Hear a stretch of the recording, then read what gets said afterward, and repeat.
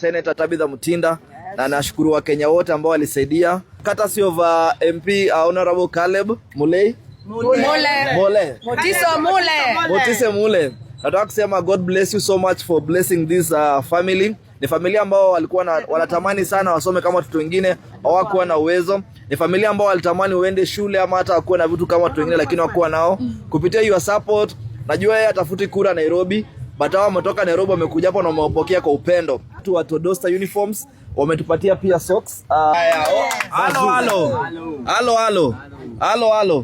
Aya, baadhi watoto tu wamekuja wamesoma. Wakenya mlisema watoto wajaenda shule na ndio wao wako hapa. Hii si AI. Hawa ni watoto. Hebu baba leo usikie.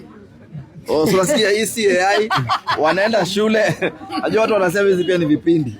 Hapa si vipindi guys, it's real and it's happening. Baadhi salamia watu. Okay, Wakenya hamjambo. Hamjambo tena.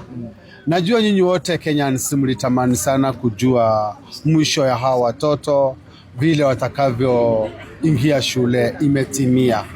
Tutasemaje? Asante Mungu. Hivyo tu. Na wasome. Nisikie mtu anasumbua mwalimu hivi. Kotomi. Na yeye na yego kwa abinga gato aimindi. Ona yini kesi ona to abinga na none mkuka.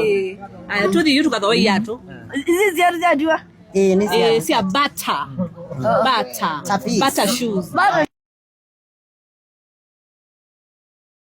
County na mheshimiwa Caleb amesema ya kwamba Tito na watoto wake the siblings ata make sure akienda shule wameng'ara kama watoto wengine. Hana watoto ambao wako na nafasi ya kwenda shule, hawakuwa na nafasi ya kukaa kama watoto wengine, lakini mheshimiwa Caleb yeye ni baba na pia akanunua viatu za shule, onesha viatu za shule kutoka kwa mheshimiwa. Amenunua tafis na kanunua rubbers na pia uniform amenunua.